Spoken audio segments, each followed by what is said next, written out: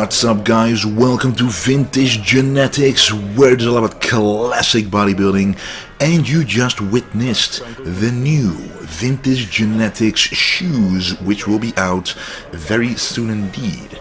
There will be pre-orders coming in a couple of weeks, and then they will come out quite soon for sure, so be on the lookout for those.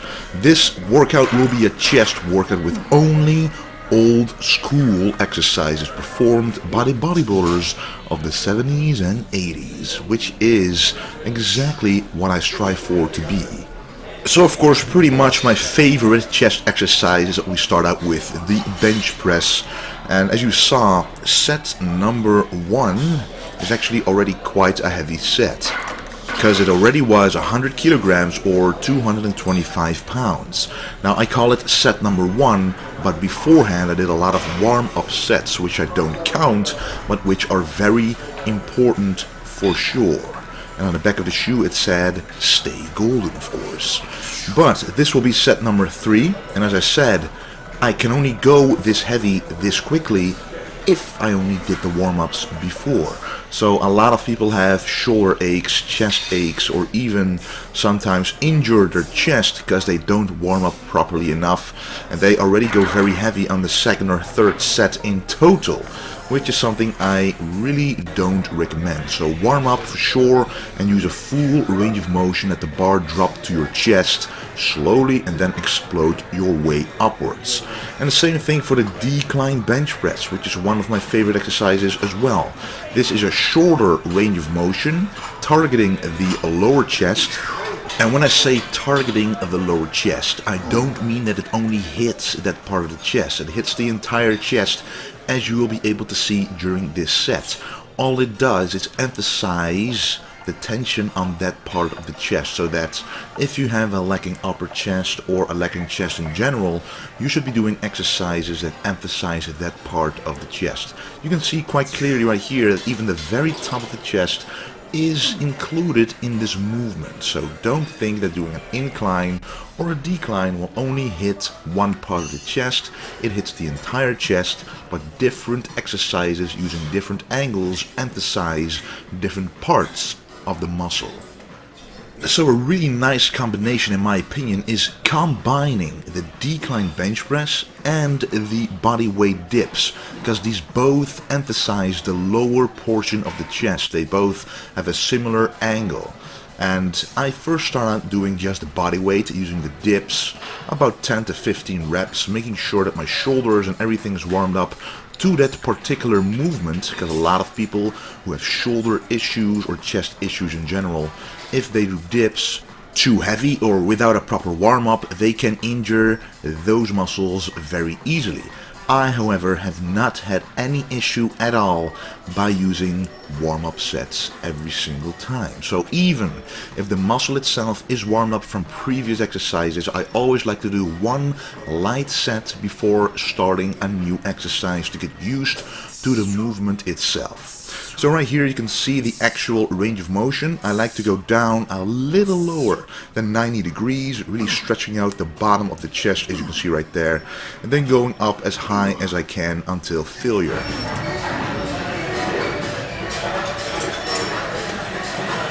Then this will also be an interesting classic exercise, the cable flies. However, I do this the regular way, which is the old school way, but also standing upright. So first, I'm doing a couple of reps, 8 to 10 reps, regular reps like this, squeezing the chest and stretching it out to the maximum, pumping it up with blood. And once I've done my reps using this version, I take a step back and do it upright. So my upper body isn't angled forward anymore, it is pretty much upright. And what this does is increase the stretch again in the lower chest, just because it's picking a different angle, stretching out different chest striations, different chest fibers, causing a different response. That is what bodybuilding is about, using small changes, different angles to target a certain muscle from every possible angle and way to make it grow in every possible thinkable scenario. And the upright version is actually quite challenging to do. So first you do the regular cable crossover flies with a higher weight and then drop the weight by about 40 to 50% to be able to do this exercise properly, because to really contract the chest to the maximum, doing it this way is really a lot more challenging than angling your body forward the regular way. So I would advise you to try this exercise for yourself and see what it feels like. You will feel a difference. And then a special bench press indeed, a guillotine bench press.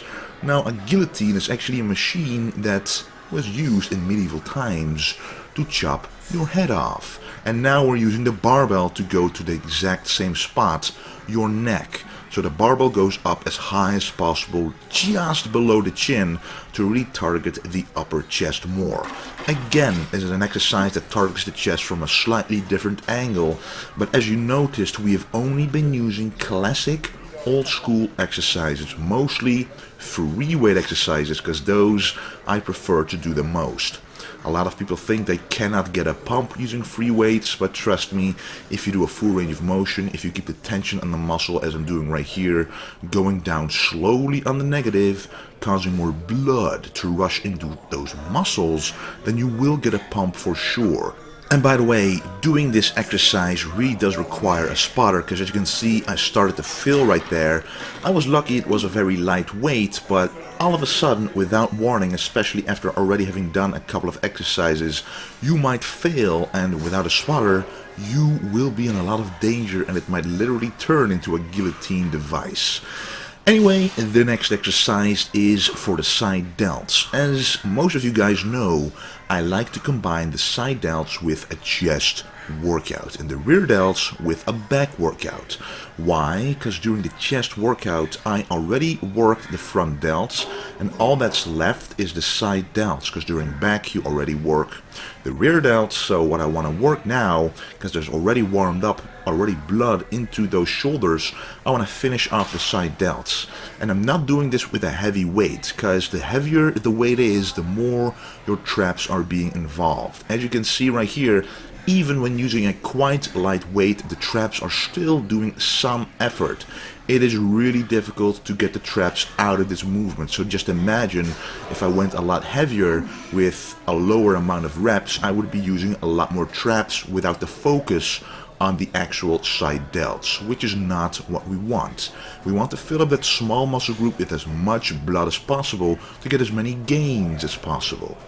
And I'm doing this as a finisher, this last set, with one arm to make sure that I go to the max. And then the triceps are next. The incline skull crusher, a different variation from the regular skull crusher, of course, and this actually puts more tension on the triceps, again a different angle from usual, but as you can see, I'm letting the bar drop to my hairline and then pushing it not only up but also backwards. And if you look at my triceps, you can see that the tension stays on there at all times, and that is what we want during an exercise: time under tension. The more time your muscles are under tension, the more growth will occur. So the moment that you should record yourself, and if you are lean enough, you can see the muscle actually contracting or being under tension or not. If you see the tension disappear, you know that there's something wrong in the movement, and if there's something wrong, you should be able to fix it by looking at how you perform the exercise. And this is how I've learned from myself, from just looking at recordings of myself and being able to improve my range of motion, the way I execute the exercise, and in turn get more muscle gains. Because even after 10 years of bodybuilding, I can still learn a lot of new things. And this exercise is really for the long head of the triceps. The previous one was that as well, the long head and the medial head, which are the biggest portions, the biggest parts of your triceps. So if you have lacking arms in general, train those triceps, because those are the biggest part of your arm. The biceps will pretty much always grow and be in proportion for most people as long as your triceps are big enough, and that is something I want to work on for sure.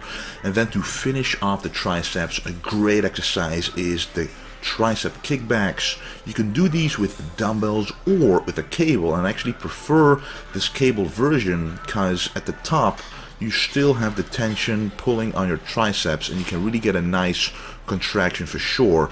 And with a dumbbell there's a lot more work to be done in terms of keeping your arm up, you know, lactic acid forming in your rear delt, being it more difficult to stretch a tricep, especially because the dumbbell doesn't stretch a tricep at the bottom and stuff like that. So really changing it up from the dumbbell to the cable is, you know, sometimes a good idea to get a different sensation using the same kind of exercise. But anyway guys, this was the chest video. The next video that will be up will be me talking about when and why you should be competing in a bodybuilding show. So a lot of people ask me this, and I already mentioned this in the previous video as well, that people want to know if they are ready to compete.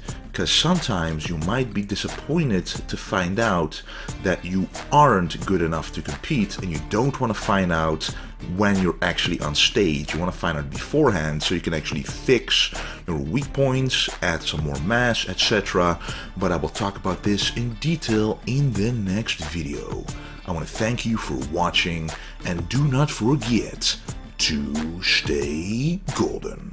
Pre-orders coming in a couple of weeks, and then they will come out quite soon for sure, so be on the lookout for those.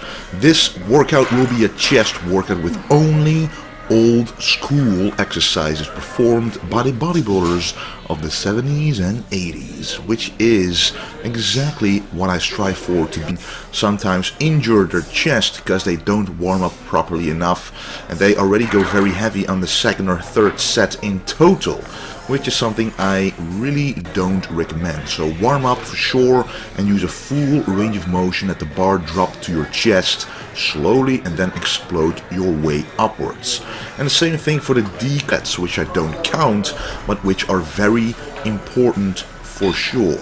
And on the back of the shoe it said, stay golden, of course. But this will be set number 3, and as I said, I can only go this heavy this quickly if I only did the warm-ups before. So a lot of people have shoulder aches, chest aches, or even knee. So of course, pretty much my favorite chest exercise is that we start out with the bench press. And as you saw, set number 1 is actually already quite a heavy set, because it already was 100 kilograms or 225 pounds. Now I call it set number 1, but beforehand I did a lot of warm-up sets.